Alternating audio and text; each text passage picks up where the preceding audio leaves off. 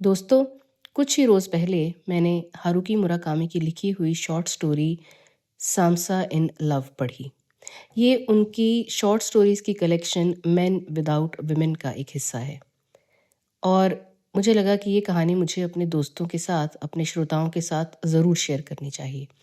तो लीजिए, आज मैं लेकर आई हूँ आपके लिए इसी कहानी का हिंदी अनुवाद, जिसे मेटामॉर्फोसिस का सीक्वल कहना गलत नहीं होगा। तो चलिए शुरू करते हैं हमारी आज की मुलाकात। और मैं पहले ही आपको वार्न कर दूं कि ये कहानी लंबी है और रिकॉर्डिंग 1 घंटे से ज़्यादा की होगी, इसलिए समय निकाल कर ही इसे सुनना शुरू करिएगा।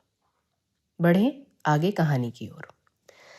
नींद से जागते ही उसे पता चल गया कि उसका कायांतरण हो गया है और वह ग्रेगोर समसा बन गया है। वह छत को ताकता हुआ पीठ के बल चारपाई पर सीधे लेटा रहा। उसकी आंखों को प्रकाश की अनुपस्थिति से सामंजस्य बनाने में समय लगा। छत हर जगह दिखने वाली सामान्य सी छत थी। कभी उस पर सफेद रंग से अथवा संभवतः हल्का पीलापन लिए सफेद रंग से पुताई की गई होगी, लेकिन वर्षों की धूल और गंदगी ने उसका रंग फटे दूध जैसा कर दिया था। उसमें कोई सजावट नहीं थी, ना ही कोई खास विशेषता। कोई तर्क नहीं, कोई संदेश नहीं। वह अपनी बनावट का उद्देश्य अवश्य पूरा करती थी, पर उससे अधिक किसी बात का दावा नहीं करती थी। उसके बाईं ओर कमरे की एक साइड में एक ऊंची खिड़की थी, किंतु उसके पर्दे हटा दिए गए थे और फ्रेम में लकड़ी के तख्ते कीलें ठोक कर जड़ दिए गए थे। क्षैतिज रूप से लगे दो तख्तों के बीच में लगभग 1 इंच का अंतर रखा गया था। किसी खास उद्देश्य से अथवा यूं ही, यह स्पष्ट नहीं था। उनसे होकर सुबह के सूरज की किरणें चमकती हुई कमरे के फर्श पर समानांतर पंक्तियां बना रही थी। खिड़की इस अनघड़ तरीके से क्यों बंद की गई थी? क्या कोई बड़ा तूफान या टॉर्नेडो आने वाला था? अथवा ये किसी को भीतर आने से रोकने के लिए था, या फिर किसी को बाहर जाने से रोकने के लिए? पीठ के बल लेटे लेटे ही उसने अपना सर घुमाया और बाकी कमरे का जायजा लिया। जिस बेड पर वह लेटा था, उसे छोड़कर कोई अन्य फर्नीचर वहां कमरे में नहीं दिख रहा था। कोई अलमारी नहीं, कोई दराज नहीं, कोई मेज नहीं, कोई कुर्सी नहीं। कोई तस्वीर, घड़ी अथवा दर्पण दीवार पर नहीं थे। न कोई लैंप अथवा प्रकाश का कोई अन्य स्रोत। ना ही उसे फर्श पर कोई दरी अथवा कालीन ही बिछा दिखाई दिया। बस लकड़ी ही लकड़ी। दीवारें किसी जटिल डिजाइन के वॉलपेपर से ढकी थीं, किंतु ये इतना पुराना और घिस चुका था कि प्रकाश कमजोर था। उस पर क्या कोई डिजाइन बनी थी, ये बता पाना लगभग असंभव था। कमरा कभी संभवतः एक सामान्य शयन कक्ष के रूप में उपयोग में लाया जाता रहा होगा, किंतु अब मानव जीवन से संबंध रखने वाली हर वस्तु नोच कर हटा दी जा चुकी थी। जो एकमात्र चीज बची हुई थी, वह थी कोने में पड़ी हुई उसकी एकाकी चारपाई। और उस पर कोई बिस्तर नहीं था, कोई चादर नहीं, कोई रजाई नहीं, कोई तकिया नहीं, बस एक प्राचीन दरी मात्र। समसा को कुछ भान नहीं था कि वह कहाँ था अथवा उसे क्या करना चाहिए।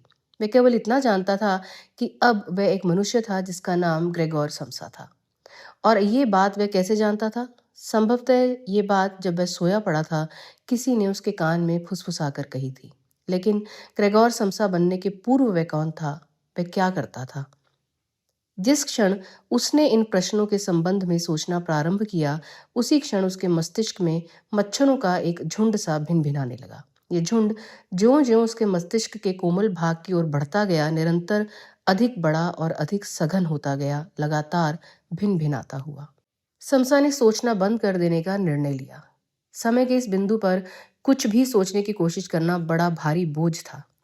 खैर, अभी तो उसे ये सीखना था कि अपने शरीर को गतिशील कैसे किया जाए। वह यहाँ लेटा हुआ हमेशा ही छत को ताकता नहीं रह सकता था। यह हालत उसके लिए खतरनाक थी। उदाहरण के लिए, किसी शिकारी पक्षी के आक्रमण के दौरान उससे बचने की कोई संभावना नहीं थी। पहले कदम के रूप में उसने अपनी उंगलियों को गतिशील करने का प्रयत्न किया। वे 10 थीं, उसके 2 हाथों से जुड़ी हुई लंबी चीजें। हर एक में कई जोड़ थे, जिसके कारण उनकी गति में सामंजस्य बिठाना बड़ा जटिल हो रहा था। स्थिति को और बदतर बनाते हुए उसका शरीर एकदम सुन्न हो रहा था, मानो वह किसी चिपचिपे गाढ़े द्रव में डूबा था, जिसके कारण अंतिम सिरे तक शक्ति का संप्रेषण कठिन हो रहा था। आखिर में कई बार प्रयत्नों के बाद और असफलताओं के पश्चात, अपनी आंखें बंद करके और मस्तिष्क को एकाग्र करने के पश्चात, वह अपनी उंगलियों को अपने नियंत्रण में ला पाने में सफल रहा। थोड़ा थोड़ा करके वह उनके साथ एक काम करना सीख रहा था। जैसे ही उसकी उंगलियां क्रियाशील हुई, वह सुन्नपन जो उसके शरीर को अपनी गिरफ्त में लिए हुए था समाप्त हो गया, परंतु उसके स्थान पर जैसे ज्वार के उतर जाने के पश्चात कोई चट्टान प्रकट हो जाती है, उसने अत्यंत तीव्र पीड़ा का अनुभव किया। समसा को ये समझने में कुछ समय लगा कि ये पीड़ा भूख थी। उसके लिए भोजन की यह अदम्य इच्छा एकदम नई थी, अथवा कम से कम उसे इस तरह के किसी अनुभव की स्मृति नहीं थी। ऐसा लग रहा था मानो उसने एक हफ्ते से एक कौर भी ना खाया हो, मानो उसके शरीर का केंद्र बिंदु अब एक क्षुधातुर शून्य हो। उसकी हड्डियां चटचटाई, उसकी मांसपेशियों में खिंचाव आया, उसकी देह में ऐंठन सी होने लगी। यह पीड़ा सहन करने में अपने को अक्षम पाकर समसा ने दरी पर अपनी कोहनियां टिकाई और थोड़ा थोड़ा करके अपने को ऊपर उठाने का प्रयत्न करने लगा। इस प्रक्रिया में उसकी रीढ़ की हड्डी से कई बार मंद और कष्टदायक कड़कड़ाहट हुई। हे भगवान, समसा ने सोचा, मैं यहाँ कितने समय से लेटा हुआ था। उसके शरीर ने हर हरकत का विरोध किया, लेकिन वह संघर्ष करता रहा, अपनी सारी शक्ति जुटाकर, जब तक कि आखिर में वह उठकर बैठ जाने में सफल नहीं हो गया। समसा ने अपनी नग्न देह की ओर निराशा से देखा। ये कितनी खराब तरीके से निर्मित थी, खराब से भी खराब। इसमें आत्मरक्षा का कोई साधन नहीं था। कोमल सफेद त्वचा बस नाम मात्र के बालों से ढकी हुई, और उसमें से झांकती नीली रक्त वाहिकाएं, एक नाजुक असुरक्षित पेट, हास्यपद और असंभव आकार के जननांग, लटकी हुई भुजाएं और टांगें, बस दो, केवल दो। एक पतली सी सरलता से टूट सकने वाली गर्दन, एक विशाल अनुपातहीन आकार का सिर जिसके ऊपर कुछ कड़े रूखे बाल, दो विचित्र कान समुद्री घोंघों की भांति बाहर की ओर निकले हुए। क्या ये चीज वास्तव में वही है? क्या कोई शरीर संसार में जीवित बचे रहने के लिए इतना विचित्र, नष्ट किए जाने के लिए इतना आसान, बिना किसी सुरक्षा उपकरण के, आक्रमण हेतु बिना किसी हथियार के हो सकता है? वह किसी मछली के रूप में रूपांतरित क्यों नहीं हुआ, अथवा एक सूरजमुखी के रूप में? किसी भी रूप में एक मछली अथवा एक सूरजमुखी होना एक मनुष्य ग्रेगोर समसा होने के मुकाबले अधिक तर्कसंगत था। अपने को समेटकर उसने बेड के किनारे से अपने पैर नीचे लटकाए, जब तक कि उसके तलुए फर्श का स्पर्श नहीं करने लगे। नग्न लकड़ी की अनपेक्षित ठंडक के कारण उसके मुंह से आह से निकल गई। अनेक असफल प्रयत्नों, जिनके परिणाम स्वरूप वह फर्श पर धड़ाम होता रहा, के पश्चात अंत में वह अपने दो पैरों पर स्वयं को संतुलित करने में सफल हो गया। सहारे के लिए चारपाई का फ्रेम पकड़े वह घायल और चोटिल वहां खड़ा रहा। उसका सिर अनावश्यक रूप से भारी और स्थिर रख पाने के लिए कठिन लग रहा था। उसके बगलों से पसीना बहने लगा था और तनाव के कारण उसके जननांग सिकुड़ गए थे। उसने कई बार गहरी सांसें ली। उसके पश्चात उसकी अकड़ी हुई मांसपेशियां फिर से आरामदायक स्थिति में आने लगीं। एक बार जब वह खड़ा हो गया तो उसे अब चलना सीखना था। दो पैरों के सहारे चलना एक प्रकार की यातना जैसा था, हर कदम किसी पीड़ा के अभ्यास जैसा। किसी भी प्रकार से देखने पर अपने दाएं और बाएं पैर को क्रमिक रूप से एक के बाद एक आगे बढ़ाना उसे एक असंगत संभाव्यता लग रही थी, जो सभी प्राकृतिक नियमों के विरुद्ध थी। जबकि अपनी आंखों से जमीन की अत्यधिक दूरी के कारण वह भय से सिकुड़ता सा जा रहा था। उसे अपने कूल्हों और घुटनों के जोड़ों के बीच सामंजस्य बिठाना सीखना था। हर बार जब वह आगे की ओर कदम बढ़ाता, उसके घुटने कंपकपाने लगते और वह दोनों हाथों से दीवार का सहारा लेकर अपने को स्थिर करता। लेकिन वह जानता था कि वह इस कमरे में हमेशा नहीं रह सकता। यदि उसे भोजन नहीं मिला, और वह भी शीघ्र, तो उसका भूख से छटपटाता पेट उसका अपना ही मांस खा डालेगा और फिर उसका अस्तित्व समाप्त हो जाएगा। वह दीवार को पकड़े पकड़े दरवाजे की ओर सरकने लगा। इस यात्रा में घंटों का समय लगने की सी अनुभूति हो रही थी। यद्यपि उसके पास पीड़ा के अतिरिक्त समय को मापने का कोई और तरीका नहीं था। उसका चलना अजीब सा था और गति अत्यंत धीमी। वह बिना किसी चीज का सहारा लिए आगे नहीं बढ़ सकता था। उसे पूरी आशा थी कि सड़क पर उसे अपंग की तरह देखेंगे। उसने दरवाजे के हत्थे को पकड़ा और खींचा, लेकिन उस पर कोई असर नहीं पड़ा। बाहर धकेलने का भी यही परिणाम रहा। फिर उसने हत्थे को दाईं ओर घुमाया और खींचा। दरवाजा हल्की सी चरमराहट के साथ आधा खुल गया। उसने खुले दरवाजे से अपना सिर निकालकर बाहर की ओर देखा। हॉल सुनसान था। वह इस तरह शांत था जैसे किसी महासागर की तलहटी। उसने दरवाजे से अपना बायां पैर बाहर निकाला, अपने शरीर के ऊपरी भाग को बाहर की ओर धकेला और दाएं पैर से उसका अनुगमन किया। वह दीवार पर हाथ रखे धीरे धीरे गलियारे में चलने लगा। हॉल में 4 दरवाजे थे, उस एक को लेकर जिसका उसने अभी अभी उपयोग किया था। सभी एक जैसे थे, गहरे रंग की लकड़ी के बने हुए। उनके पीछे क्या अथवा कौन था, उसे उन दरवाजों को खोलकर यह बात पता करने की इच्छा हुई। संभवतः तभी उसे वे रहस्यमय स्थितियां समझ में आ सकती थी जिसमें उसने स्वयं को पाया था, अथवा उसने कोई सूत्र जैसा खोज लेता। कुछ भी हो, वह हर दरवाजे के सामने से जितना संभव था कम से कम आवाज करता हुआ गुजरा। पेट भरने की आवश्यकताओं ने उसकी जिज्ञासा को पछाड़ दिया था।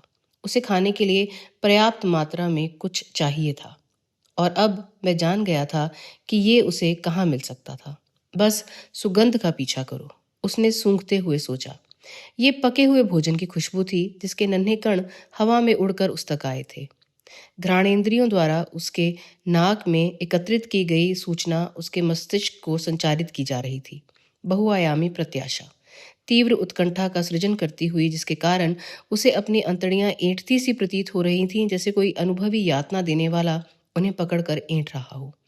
उसके मुंह में लार की बाढ़ सी आ गई। यद्यपि सुगंध के स्रोत तक पहुंचने के लिए उसे तेज ढाल वाली सीढ़ियां कुल 17 उतरकर नीचे जाना था। उसे समतल फर्श पर चलने में बहुत अधिक कठिनाई का सामना करना पड़ रहा था। ऐसे में उन सीढ़ियों से उतरना निश्चय ही एक सचमुच का दुस्वप्न होगा। उसने रेलिंग को दोनों हाथों से पकड़ा और उतरना आरंभ किया। उसके नाजुक टखने उसके भार से ध्वस्त होने को तैयार थे और वह लगभग लुढ़कता हुआ सीढ़ियों से नीचे गया। इन सीढ़ियों का रास्ता तय करते समय समसा के मस्तिष्क में क्या था? अधिकांश समय मछली और सूरजमुखी। यदि मैं एक मछली अथवा सूरजमुखी के रूप में रूपांतरित हुआ होता, मैं अपना जीवन शांति से व्यतीत कर सकता था, उसने सोचा, बिना इस तरह सीढ़ियों से ऊपर नीचे जाने हेतु संघर्ष किए। जब समसा 17वीं सीढ़ी पार कर एकदम नीचे पहुंच गया, उसने अपने को सीधा किया और अपनी शेष शक्ति एकत्र कर उस दिशा की ओर चल पड़ा जिधर से वह ललचाती हुई सुगंध आ रही थी। उसने ऊंची छत वाले प्रवेश कक्ष को पार किया और भोजन कक्ष के खुले दरवाजे में प्रविष्ट हुआ। भोजन एक विशाल अंडाकार टेबल पर सजा हुआ था। वहां 5 कुर्सियां थी, लेकिन किसी व्यक्ति का कोई निशान मात्र नहीं था। भोजन के पात्रों से भाप के सफेद गुच्छे उठ रहे थे। टेबल के बीच में शीशे के एक फूलदान में 1 दर्जन लिली के फूल रखे हुए थे। 4 जगह नैपकिन और कटलरी करीने से लगी थी, जो देखने मात्र से ही अनछुई लग रही थी। ऐसा लग रहा था जैसे कुछ समय पहले ही लोग नाश्ता करने के लिए बैठे थे, जब किसी आकस्मिक और अप्रत्याशित घटना ने उन्हें वहां से भागने पर विवश कर दिया। क्या हुआ था? वे सब कहाँ चले गए, अथवा वे कहाँ ले जाए गए? क्या वे अपना नाश्ता करने के लिए वापस आएंगे? लेकिन समसा के पास ऐसे प्रश्नों पर विचार करने का समय नहीं था। सबसे पास की कुर्सी में गिरते हुए जो भी भोजन उसकी पहुंच में आया, उसने उसे दोनों हाथों से अपने मुंह में ठूंसना आरंभ कर दिया, छुरी, चम्मच, कांटों और नैपकिन्स को पूरी तरह से नजरअंदाज करते हुए। उसने ब्रेड के टुकड़े लिए और उन्हें बिना जैम अथवा मक्खन के ही खा डाला। मोटे मोटे उबले हुए सॉसेज को समूचा ही निकल गया। उबले अंडों को उसने इस तेजी से गड़प किया कि लगभग उन्हें छीलना ही भूल गया। ढेर से मसले आलू जो अभी भी गर्म थे और अचार को उंगलियों से ही खा डाला। वह इन सब को एक साथ चबाता रहा और जग के पानी के सहारे उन्हें निकल गया। स्वाद का उसके लिए कोई महत्व नहीं था। स्वादिष्ट अथवा फीका, मसालेदार अथवा खट्टा, उसके लिए सब एक जैसे थे। जो कुछ महत्वपूर्ण था वह उसके भीतर के विशाल गड्ढे को भरना था। उसने पूरी एकाग्रता के साथ खाया, मानो समय के विरुद्ध दौड़ लगा रहा हो। वह खाने में इतना मगन था कि अपनी उंगलियां चाटते समय एक आध बार गलती से उन्हें ही चबा गया। चारों तरफ खाने के टुकड़े बिखरे हुए थे, और एक बार जब वह प्लेट नीचे गिरकर टूट गई, उसने उस पर कोई ध्यान नहीं दिया। जब समसा पेट भर खाने के बाद सांस लेने के लिए रुका, तब लगभग कुछ भी शेष नहीं बचा था और डाइनिंग टेबल का दृश्य भीषण था। लग रहा था मानो झगड़ालू कौओं का एक झुंड किसी खुली खिड़की से आया हो और गले तक खाना भरने के पश्चात फिर वापस उड़ गया हो। केवल एक चीज अछूती रह गई थी, वह था लिली के फूलों वाला फूलदान। यदि वहां कम मात्रा में भोजन रहा होता तो शायद वह उनका भी भक्षण कर गया होता। वह अपनी कुर्सी में देर तक स्तंभित सा बैठा रहा। टेबल पर दोनों हाथ रखे वह अध खुली खिड़की से लिली के फूलों को देखता रहा और लंबी धीमी सांसें लेता रहा, जबकि खाए गए भोजन ने उसके पाचन तंत्र में अपनी राह बनानी शुरू कर दी थी, ग्रास नली से आंतों तक। संतुष्टि का एक भाव उसके भीतर चढ़ते हुए ज्वार की भांति उठ रहा था। उसने धातु का एक बर्तन उठाया और चीनी मिट्टी के कप में अपने लिए कॉफी उड़ेली। तीव्र महक से उसे कोई चीज याद आने लगी, मानो वह भविष्य में से वर्तमान को इकट्ठा कर रहा था। जैसे समय दो भागों में बट गया हो, जिसमें स्मृति और अनुभव एक चक्रीय गति से घूम रहे हों, एक दूसरे का अनुगमन करते हुए। उसने ढेर सी क्रीम अपनी कॉफी में डाली, उसे अपनी उंगली से हिलाया और पी गया। यद्यपि कॉफी ठंडी हो चली थी, लेकिन थोड़ी सी गर्माहट शेष थी। उसने उसे अपने गले के नीचे उतारने से पूर्व अपने मुंह में अनुभव किया। उसे लगा इससे वह कुछ हद तक शांत हो गया है। एकाएक उसे सर्दी महसूस होने लगी। भूख की गहनता ने उसके अन्य संवेदों को कुंद कर रखा था। अब जबकि वह संतुष्ट हो चुका था, सुबह की ठंड ने उसे कंपा दिया। आग बुझ चुकी थी, कोई भी हीटर चालू नहीं किया था। इन सब बातों से ऊपर वह एकदम नग्न था, उसके पैर तक नंगे थे। वह जानता था कि उसे पहनने के लिए कुछ खोजना पड़ेगा। इस तरह तो बहुत ठंड लग रही थी। सबके ऊपर यदि कोई आ गया तो उसकी नग्नता का मुद्दा बन सकता था।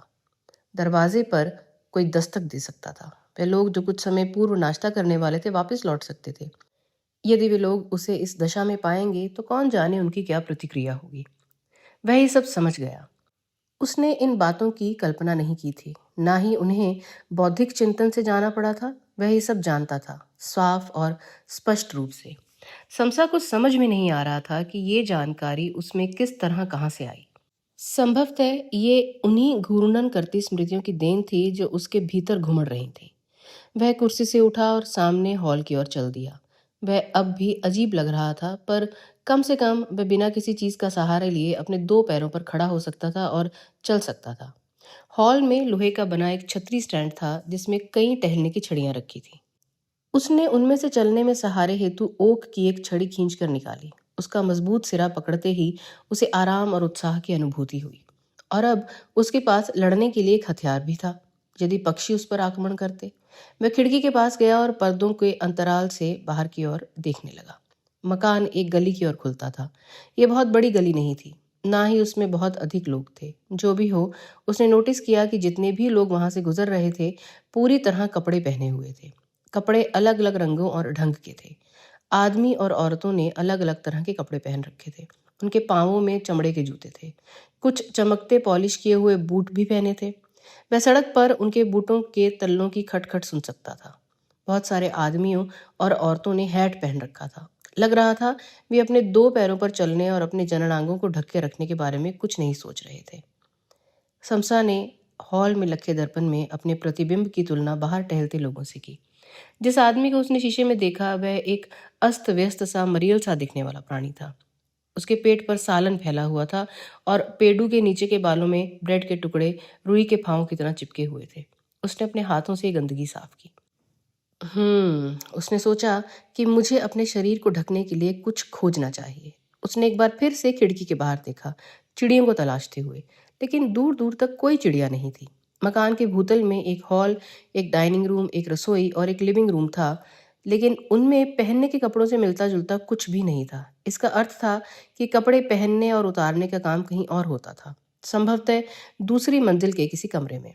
समसा सीढ़ियों के पास वापस गया और ऊपर चढ़ने लगा। उसे जानकर आश्चर्य हुआ कि ऊपर जाना नीचे उतरने की तुलना में कितना आसान था। रेलिंग पकड़कर वह 17 सीढ़ियां अपेक्षाकृत अधिक गति से, बिना किसी अनावश्यक दर्द अथवा भय के चढ़ पाने में सफल रहा। एक बार बीच में सांस लेने के लिए रुकने, यद्यपि अधिक समय तक नहीं, के बावजूद। कहा जा सकता है कि भाग्य उसके साथ था, क्योंकि दूसरी मंजिल के किसी कमरे में ताला नहीं लगा था। बस उसे दरवाजे के हत्थे को घुमाना था और दरवाजा खुल जाता था। कुल 4 कमरे थे और उस एकमात्र बर्फीले कमरे को छोड़कर जिसमें वह जागा था, शेष सभी कमरे आरामदायक तरीके से फर्निश्ड थे। सभी में एक बेड था और साफ सुथरे बिस्तर बिछे थे। एक ड्रेसिंग टेबल, एक पढ़ने की मेज, दीवार अथवा छत में लगा एक लैंप और फर्श पर दरी अथवा कालीन, जिस पर महीन कसीदाकारी थी। किताबें अपनी जगह पर व्यवस्थित तरीके से रखी थीं और प्राकृतिक दृश्यों के तैलचित्र दीवारों की शोभा बढ़ा रहे थे। हर कमरे में फूलों से सजा एक शीशे का फूलदान था। किसी भी कमरे की खिड़की में खुरदुरे तख्ते नहीं जड़े थे। उन सभी कमरों की खिड़कियों पर रेशमी पर्दे थे, जिनसे होकर रोशनी ऊपर से बरसते आशीर्वाद की भांति भीतर आ रही थी।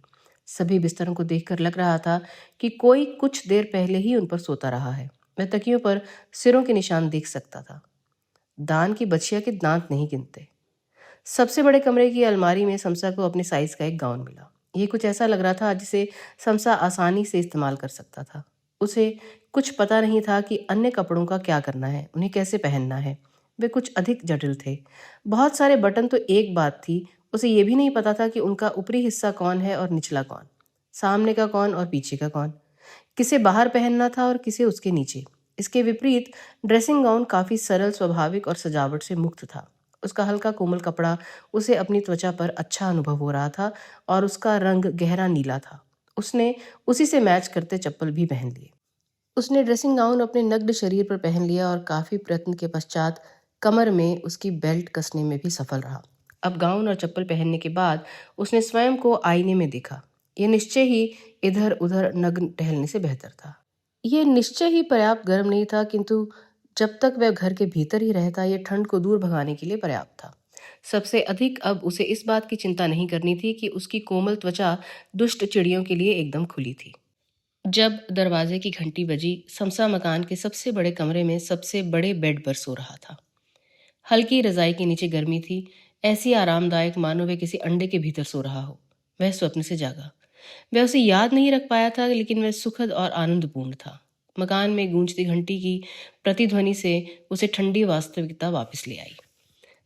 उसने अपने आप को बिस्तर से बाहर निकाला, अपने गाउन की बेल्ट बांधी, गहरे नीले रंग की चप्पलें पहनी, अपने काले रंग की छड़ी उठाई और रेलिंग पकड़े सीढ़ियों से नीचे उतरने लगा। पहली बार के मुकाबले इस बार उतरना काफी आसान था, फिर भी गिरने का खतरा बना ही हुआ था। वे अपनी सावधानी छोड़ना नहीं गवारा कर सकता था। उसने अपने पैरों को देखते हुए एक बार में एक सीढ़ी पार की, जिस दौरान दरवाजे की घंटी लगातार बजती रही। जो भी घंटी बजा रहा था निश्चय ही सबसे अधीर और जिद्दी व्यक्ति था। अपने बाएं हाथ में छड़ी लिए समसा मुख्य द्वार की ओर बढ़ा। उसने हत्थे को दाईं ओर घुमाया और खींचा। दरवाजा खुल गया। बाहर एक छोटी सी स्त्री खड़ी थी, एक बहुत छोटी स्त्री। यह एक आश्चर्य ही था कि वह घंटी तक पहुंचने में सफल रही थी। जब उसने ध्यान से देखा तब उसे समझ में आया कि उसका आकार मुद्दा नहीं था। यह उसकी पीठ थी जो स्थायी रूप से झुकी हुई थी।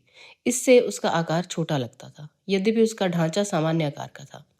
उसने अपने बालों को रबर बैंड से बांध रखा था ताकि वे उसके चेहरे पर ना गिरे। उसके बाल गहरे बादामी रंग के और खूब घने थे। वह ट्वीड का घिसा हुआ जैकेट और ढीला ढाला स्कर्ट पहनी हुई थी जो उसके टखनों तक जाता था। उसने अपने गले में एक स्कार्फ लपेट रखा था। वह कोई हैट नहीं पहनी थी। उसके पैरों में लंबे फीते वाले जूते थे और उसकी उम्र 20 वर्ष से कुछ अधिक रही होगी। अभी उसमें कुछ लड़कपन सा बचा हुआ था। उसकी आंखें बड़ी थीं, उसकी नाक छोटी और उसके होंठ एक और थोड़े टेढ़े थे, जैसे पतला चंद्रमा।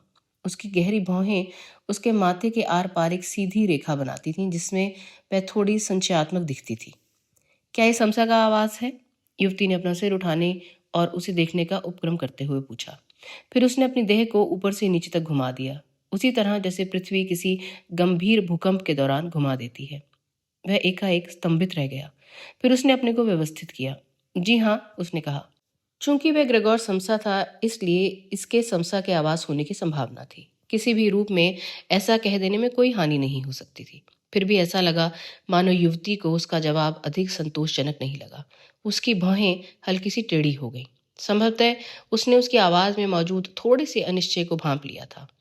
तो ये निश्चित रूप से समसा का ही आवाज है?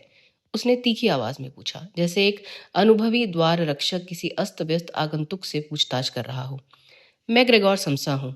समसा ने जितना संभव था उतनी निश्चिंतता से कहा। कम से कम इस बात का उसे पूरा निश्चय था। मैं आशा करती हूँ कि तुम सही हो। उसने अपने पैरों के पास रखे कपड़े के एक झोले को उठाते हुए कहा। ये बैग काले रंग का था और बहुत भारी लग रहा था।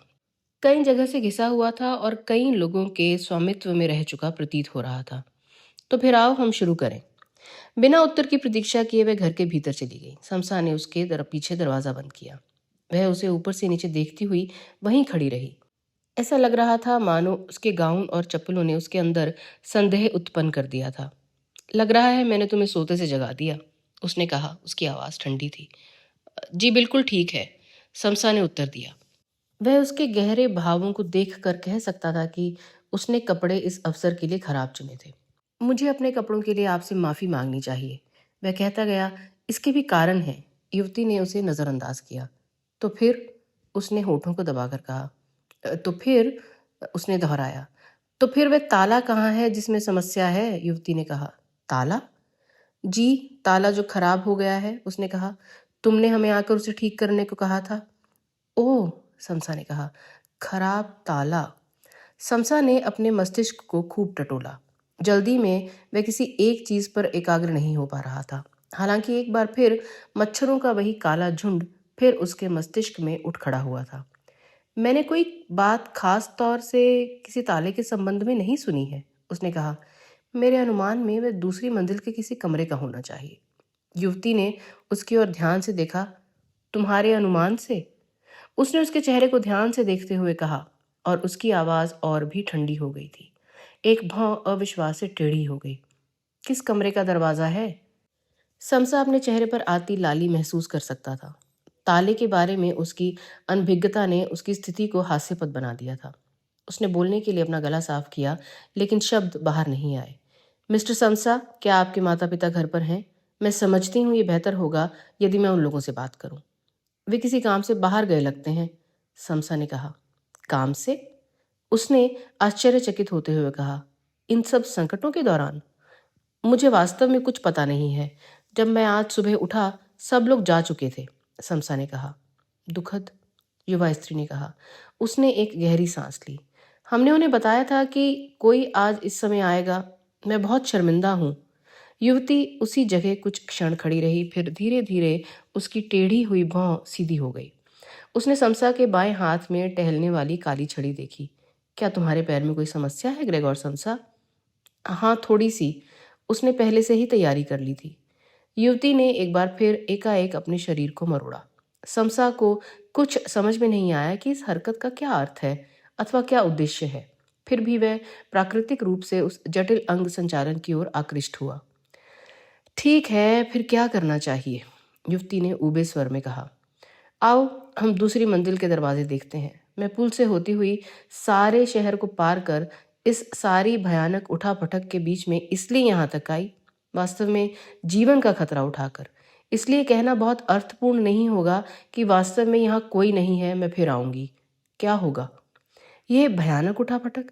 समसा समझ नहीं पाया कि वे किस चीज के बारे में बात कर रही है। क्या आश्चर्यजनक परिवर्तन हो रहे हैं? लेकिन उसने विवरण ना जानने का निर्णय लिया। बेहतर होगा कि वे अपनी अज्ञानता को और ना खुलने दे।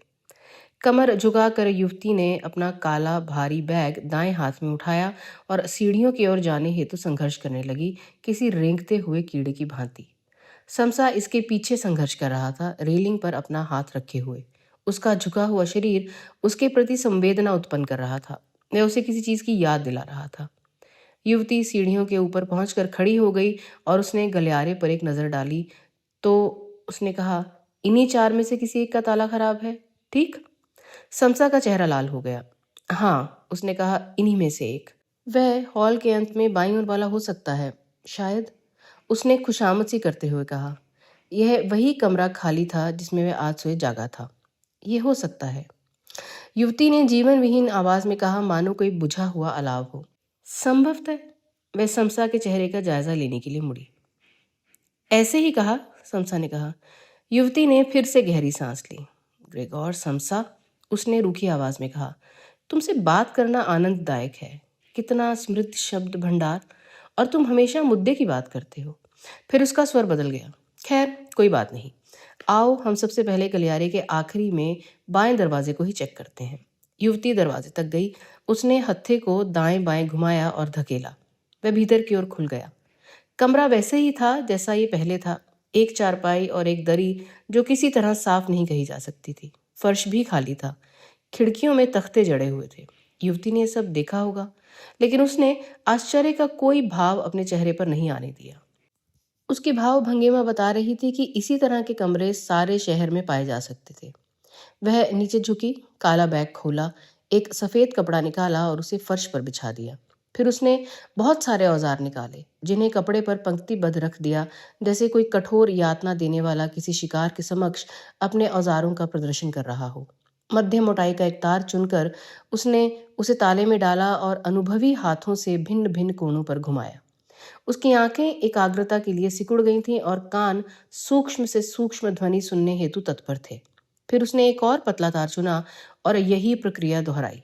उसका चेहरा गंभीर हो गया और उसकी कठोर मुखाकृति टेढ़ी हो गई, एक चीनी तलवार की भांति। उसने एक बड़ी सी टॉर्च ली और अपनी आंखों में काली चमक लिए ताले का विस्तार से परीक्षण करने लगी। क्या तुम्हारे पास इस ताले की चाबी है? उसने समसा से पूछा। मुझे कुछ पता नहीं कि चाबी कहाँ है, उसने ईमानदारी से कहा। ग्रेगोर समसा, कभी कभी तुम पर मर जाने का दिल करता है, उसने कहा। इसके बाद उसने उसे पूरी तरह नजरअंदाज कर दिया। उसने एक पंक्ति से रखे औजारों में से एक पेचकस उठाया और ताले को दरवाजे से निकालने का प्रयत्न करने लगी। उसकी गति धीमी और सावधान थी। वह बार बार शरीर को घुमाने और झटकने के लिए रुकती थी, जैसा उसने पहले किया था। जब वह उसके पीछे खड़ा हो उसको इस तरह काम करते देख रहा था, समसा की खुद की देह ने विचित्र तरीके से प्रतिक्रिया देनी आरंभ कर दी। उसका समूचा शरीर ही गर्म हो रहा था। उसके नथुने फैल रहे थे। उसका मुंह इतना सूख गया था कि जब तक वह थूक निगलता तो तेज आवाज आती। उसके कानों की लवें जल रही थी। ऐसा लग रहा था जैसे वह उत्तेजित हो रहा था। ताला निकाल लेने के पश्चात युवती उसे लेकर खिड़की से आती सूरज की रोशनी में उसका परीक्षण करने हेतु चली गई। उसने उसे एक पतले तार से कोंचा और उसमें क्या आवाज होती है ये देखने के लिए उसे जोर से हिलाया। उसका चेहरा गंभीर था और होंठ बंद थे। अंत में उसने फिर लंबी सांस ली और समसा की ओर मुड़ी। इसके भीतर के पुर्जे खराब हो गए हैं, युवती ने कहा। यह एक मजबूत ताला है जैसा तुमने बताया था। ये ठीक है, समसा ने कहा। नहीं, ये ठीक नहीं है, युवती ने कहा। कोई तरीका नहीं है जिससे मैं इसे तुरंत ही ठीक कर सकूं। ये एक विशेष प्रकार का ताला है। मैं इसे अपने साथ ले जाऊंगी और मेरे पिता या कोई भाई इस पर काम करेंगे। वे शायद इसे ठीक कर दें। मैं अभी सीख रही हूँ। मैं केवल सामान्य तालों की ही मरम्मत कर पाती हूँ। ओह, मैं समझा, समसा ने कहा। तो इस युवती के पिता और कई भाई हैं। ताला मरम्मत करने वालों का एक पूरा परिवार। वास्तव में मेरे एक भाई को आज यहाँ आना था, लेकिन वहाँ भीड़ के कारण जाम होने से उन्होंने इस जगह मुझे भेज दिया। पूरे शहर में चेक पॉइंट बन गए हैं। उसने अपने हाथ में लिए ताले की ओर देखा। लेकिन ये ताला इस तरह से कैसे खराब हुआ? अजीब बात है। लगता है किसी ने किसी विशेष औजार से इसके भीतर के पुर्जों को बाहर खींच लिया है। अन्य कोई तरीका नहीं है इसे इस तरह खराब करने का। वह फिर घूमी और अपने बदन को मरोड़ा। उसने अपनी बाहें घुमाई मानो वह कोई तैराक हो और किसी नए स्ट्रोक का अभ्यास कर रही हो। समसा को उसका यह कार्य सम्मोहक और उत्तेजक लगा। समसा मानसिक रूप से तैयार हो गया। क्या मैं एक प्रश्न पूछ सकता हूँ? उसने कहा। प्रश्न? उसने उस पर संदेहास्पद नजर डालते हुए कहा। मैं कल्पना नहीं कर सकती, लेकिन पूछो। तुम अक्सर इस तरह अपनी देह को क्यों मरोड़ती हो? उसने अपने होंठ थोड़ा सा खोले और समसा की ओर देखते हुए बोला। मोड़ना? उसने एक क्षण सोचा। तुम्हारा मतलब है इस तरह? उसने वे क्रिया दोहराई। हाँ, यही। मेरे ब्रेजियर फिट नहीं आते, उसने व्यंग से कहा। बस इतना ही। ब्रेजियर? समसा ने कमजोर आवाज में कहा। ये एक ऐसा शब्द था जिसे वह अपनी स्मृति में नहीं ढूंढ पा रहा था। ब्रेजियर? तुम जानते हो वो क्या होता है? क्या नहीं? युवती ने कहा। अथवा तुम्हें आश्चर्यजनक लग रहा हो कि कुबड़ी युवतियां भी ब्रेजियर्स पहन सकती हैं? क्या तुम सोचते हो कि ये हमारे लिए झंझट का काम है? कुबड़ी? समसा ने कहा। एक और शब्द जो उस विस्तृत शून्य में समाहित हो गया, जिसे वह अपने भीतर लिए हुए था। उसकी समझ में नहीं आ रहा था कि वह किस बारे में बात कर रही थी। फिर भी वह जानता था कि उसे कुछ कहना चाहिए। नहीं, मैं एकदम ऐसा नहीं सोचता, वह बुदबुदाया। सुनो, हम कुबड़ी औरतों के और भी अन्य अंग होते हैं, अन्य औरतों की भांति, और उन्हें सहारा देने के लिए हमें भी ब्रेजियर्स का प्रयोग करना पड़ता है। हम गायों की तरह ऐसे नहीं घूम सकती हैं। निश्चय ही, समसा घबरा सा गया। लेकिन ब्रेजियर्स हमारे लिए नहीं डिजाइन किए जाते। वे हमारे लिए नहीं होते हैं। हमारी बनावट सामान्य स्त्रियों से भिन्न है, समझे? हमें बार बार टेढ़ा होना पड़ता है। कुबड़ों की समस्याएं तुम्हारी कल्पना से अधिक होती हैं। क्या इसीलिए तुम मुझे पीछे से घूर रहे थे? नहीं नहीं, बिल्कुल नहीं।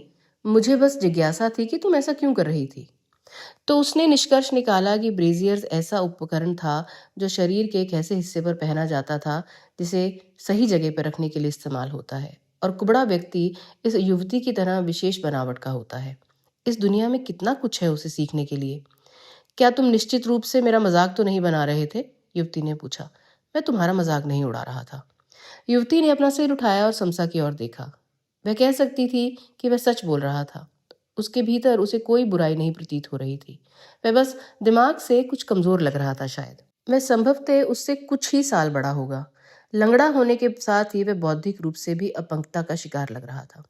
लेकिन वह एक अच्छे परिवार से था और उसका व्यवहार शानदार था। वह देखने में भी सुंदर था, यद्यपि थोड़ा अव्यवस्थित और चिपचिपे चेहरे वाला। तभी उसका ध्यान उसके गाउन के नीचे के हिस्से की तरफ गया और उसने कहा, यह क्या बकवास है?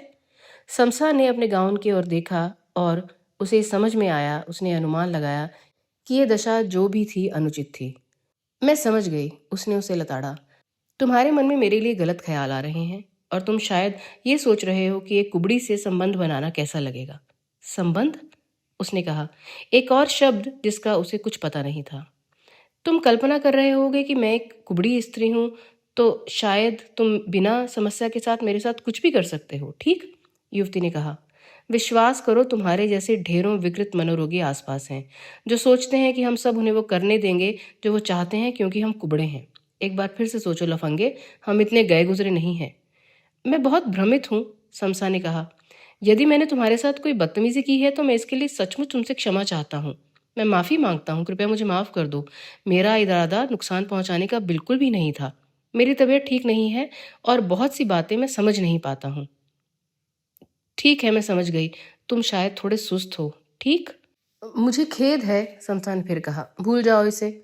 उसने नरम पड़ते हुए कहा, मेरे 4 नालायक भाई हैं और जब से मैं छोटी बच्ची थी तभी से उन्होंने मुझे ये सब कुछ सिखा दिया था। वे इस बड़े मजाक की तरह लेते हैं, निकृष्ट चारों के चारों। इसलिए जब मैं कह रही हूँ कि मैं जानती हूँ तो मैं मजाक नहीं कर रही। वह अपने औजार बैग में रखने के लिए झुकी, बिगड़े हुए ताले को कपड़े में लपेट कर एक और रख लिया। मैं ताला अपने साथ ले जा रही हूँ, उसने खड़े होते हुए कहा। अपने माता पिता को बता देना। या तो हम इसे ठीक कर देंगे या नया लगा देंगे। हाँ, नया लगाने में समय लग सकता है, जैसे हालात हैं उसे देखते हुए। उन्हें बताना मत भूलना, ओके? क्या तुम मेरी बात समझ गए? क्या तुम याद रखोगे? मैं उन्हें बता दूंगा, समसा ने कहा। वह धीरे धीरे सीढ़ियां उतरने लगी, समसा उसके पीछे पीछे। ये विरोधाभास का बेहतरीन नमूना था। लग रहा था वे जैसे 4 पैरों पर रेंग रहे हों, जबकि समसा पीछे की ओर अप्राकृतिक तरीके से अत्यधिक झुका हुआ था, लेकिन उनकी गति एक सी थी। समसा अपने आप को सही करने के लिए कठिन प्रयत्न कर रहा था, लेकिन वह फिर भी उसमें सफल नहीं हो पा रहा था। सीढ़ियां उतरते हुए पीछे से उसके गति को देखकर उसका हृदय जोर से धड़क रहा था। गर्म ताज़ा रक्त उसकी धमनियों में उछाल मार रहा था। जैसा कि मैंने पहले बताया था, यहाँ मेरा एक भाई आने वाला था, युवती ने कहा जब वे मुख्य द्वार तक पहुंच गए। लेकिन सड़कें सिपाहियों और टैंकों से भरी पड़ी हैं। लोगों से पूछताछ की जा रही है, इसलिए मेरे परिवार के पुरुष बाहर नहीं आ सकते। एक बार तुम गिरफ्तार हो गए तो कुछ पता नहीं कब लौटोगे, इसलिए मुझे भेजा गया, प्राग के आर पार अकेले। एक कुबड़ी लड़की पर कोई ध्यान नहीं देता, ये वो कहते हैं। टैंक? समसा भिन भिनाया। हाँ, ढेर सारे टैंक, तोप और मशीन गन के साथ। उसने बाहर की ओर इशारा करते हुए कहा, और ये तोपें बहुत बड़ी और कठोर हैं और कई गुना अधिक मारक भी। आशा करती हूँ कि तुम्हारे परिवार के लोग सब सुरक्षित लौट आए। समसा ने बैल को सींग से पकड़ने का निर्णय किया। क्या हम फिर से मिल पाएंगे? क्या हमारा फिर से मिल पाना संभव होगा? उसने पूछा। मेरे पास नई जगह जाने की लिस्ट आ चुकी है। युवती ने समसा की ओर सिर उठाया। क्या तुम कह रहे हो कि तुम मुझसे फिर मिलना चाहते हो? हाँ, मैं तुमसे एक और बार मिलना चाहता हूँ। अपनी स्थिति में?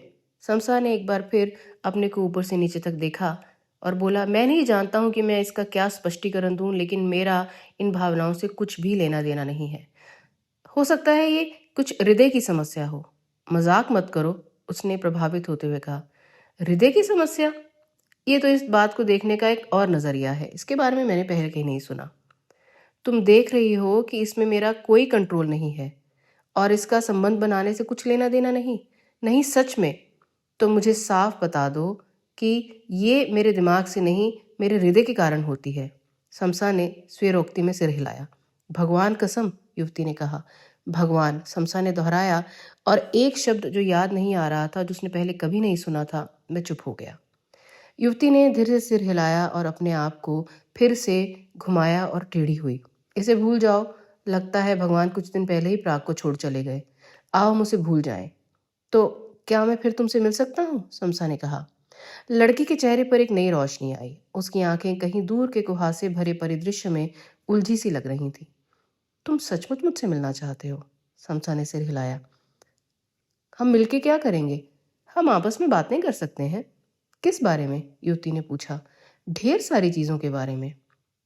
बातें? बहुत सी चीजें हैं जिनके बारे में तुमसे पूछना चाहता हूँ। किस बारे में? इस दुनिया के बारे में, तुम्हारे बारे में, अपने बारे में। मुझे लगता है बहुत सारी चीजें हैं जिनके बारे में हम बात कर सकते हैं। हमें बात करने की जरूरत है। उदाहरण के लिए टैंक, भगवान, ब्रेजियर्स और ताले।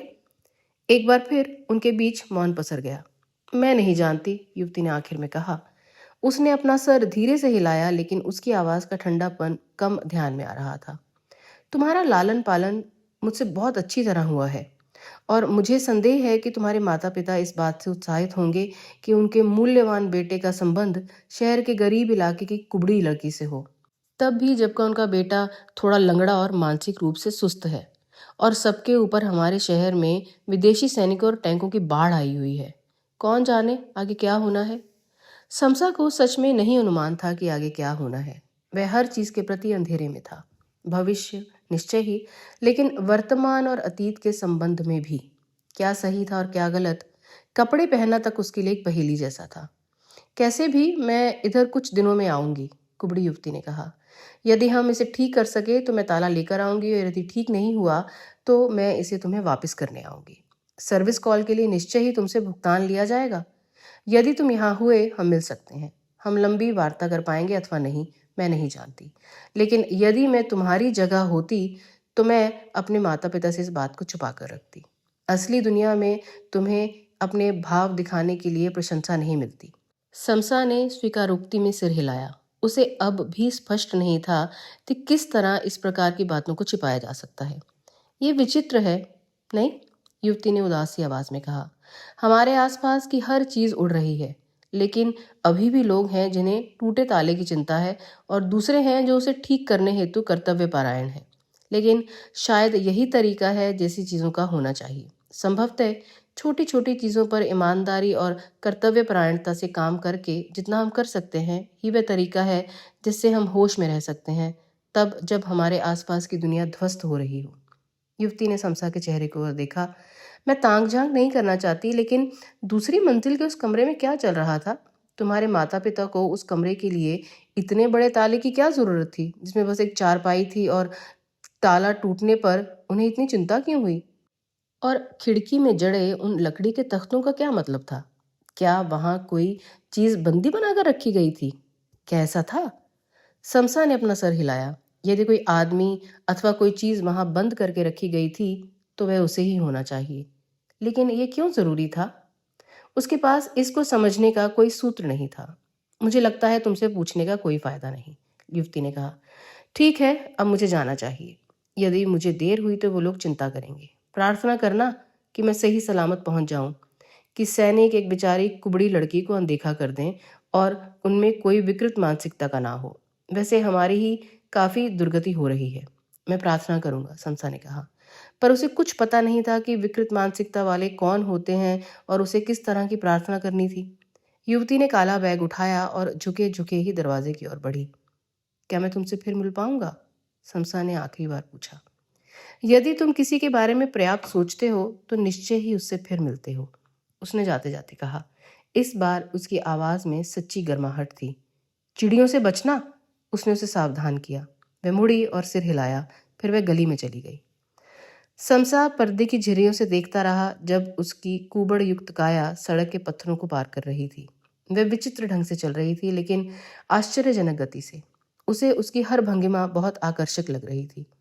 उसे देखकर उसे किसी जलचर की याद आती थी जिसे सूखी भूमि पर रहने हेतु जल को छोड़ दिया। जहां तक वह बता सकता था, उसकी तरह चलना अधिक समझदारी भरा था बनिस्बत दो पैरों पर खड़े होकर सीधे लुढ़कने के। उस दृष्टि से ओझल हुए अधिक समय नहीं बीता होगा जब उसने महसूस किया कि अब वह सामान्य अवस्था में आ गया था। अपने गाउन की बेल्ट को ठीक कर वह डाइनिंग रूम की एक कुर्सी पर बैठ गया और बची हुई कोल्ड कॉफी पीने लगा। लोग जो यहाँ रहते थे वे कहीं और चले गए थे। वे कौन थे ये नहीं जानता था, लेकिन उसने कल्पना की कि वे लोग उसके परिवार रहे होंगे। कुछ एकाएक घटित हुआ होगा और वो सब लोग वहाँ से चले गए होंगे। संभवतः वे कभी वापस नहीं आएंगे। दुनिया नष्ट हो रही है, इसका क्या अर्थ है? ग्रेगोर समसा को कोई अंदाजा नहीं था। विदेशी सैनिक, टैंक, चेक पॉइंट, हर चीज रहस्य के आवरण से लिपटी हुई थी। एक ही चीज जिसे वह निश्चय के साथ जानता था कि वह उस कुबड़ी लड़की से पुनः मिलना चाहता था, आमने सामने बैठकर उसे अपने हृदय की बात करना चाहता था, उसके साथ दुनिया के रहस्यों पर से आवरण हटाना। मैं उसे अपनी ब्रेजियर को ठीक करने के लिए टेढ़ा होते घूमते प्रत्येक कोण से देखना चाहता था। यदि संभव हो तो वह उसको छूना चाहता था, उसकी कोमल त्वचा को स्पर्श करने और उसकी गर्माहट को अपनी उंगलियों के पोरों से अनुभूत करने के लिए, उसके साथ साथ दुनिया की सीढ़ियों के उतार चढ़ाव तय करने के लिए। उसके बारे में बस सोचने मात्र से ही उसे अपने भीतर गर्माहट सी प्रतीत होने लगती थी। अब वह मछली या सूरजमुखी अथवा और कुछ भी, जहां तक की बात है, नहीं होना चाहता था। वह एक मनुष्य होकर प्रसन्न था। निश्चय ही 2 पैरों पर चलना और कपड़े पहनना बहुत बड़ी असुविधा थी। बहुत सारी बातें थी जिन्हें मैं नहीं जानता था। फिर भी यदि वह एक मछली अथवा सूरजमुखी रहा होता, एक मनुष्य की बजाय, तो उसका इन भावनाओं से कभी परिचय नहीं हुआ होता, ऐसा उसने महसूस किया। समसा वहां देर तक अपनी आंखें बंद किए बैठा रहा। फिर निश्चय करके वह खड़ा हुआ। उसने अपनी काली छड़ी ली और सीढ़ियों की ओर चल पड़ा। वह दूसरी मंजिल पर जाकर ये समझने की कोशिश करेगा कि ठीक ढंग से कपड़े कैसे पहने जाते हैं। कम से कम अभी के लिए उसका यही मिशन होगा। सीखने के लिए संसार उसकी प्रतीक्षा कर रहा था। दोस्तों, ये कहानी अब हम यहीं समाप्त करते हैं, लेकिन कहानी ख़त्म करने से पहले चलिए कुछ बातचीत करते हैं इस कहानी के बारे में। फ्रांस काफ्का की मेटामॉर्फोसिस मेरी बहुत पसंदीदा किताबों में से एक है। ये कहानी भी इसी परिवेश में घटी है, लेकिन यहाँ ग्रेगोर समसा लंबे समय तक कीड़ा बनने के बाद एक इंसान में बदल जाता है। कहानी उसके इंसान बनने और उसके प्यार में पड़ने के बारे में है। ऐसा लगता है कि उसका परिवार कहीं स्थायी या अस्थायी रूप से बाहर चला गया है और ग्रेगोर एक कीड़े से दोबारा एक इंसान में रूपांतरित होने के बाद अपनी जिंदगी को नए सिरे से शुरू करना चाहता है, और प्यार में पड़ना एक ऐसी ही भूमिका बनाती है। जिस लड़की से वह प्यार करता है वह ताला बनाने वाली है। वह कोई रूढ़िवादी खूबसूरत प्रेमिका नहीं है जिसकी हम किताबों में उम्मीद करते हैं। ये एक कुबड़ी व्यक्ति है और उनका प्यार बड़ा ही सरल और बड़ा ही मासूम प्रतीत होता है। मुझे मुराकामी की ये कहानी बहुत ही पसंद आई। आपको इसका ऑडियो वर्जन कैसा लगा, मुझे ज़रूर कमेंट्स में बताइएगा। आज की हमारी मुलाकात को यहीं समाप्त करते हैं। और सबसे मज़े की बात कि कहानी 1 घंटे की नहीं है, 47 मिनट में ही ख़त्म हो गई। दोस्तों, मैं आपसे जल्द ही मिलूँगी दोबारा एक ऐसी ही नई रोमांचक कहानी लेकर। मैं हूँ आपकी दोस्त रोशनी और आप सुन रहे हैं बातचीत विद रोशनी।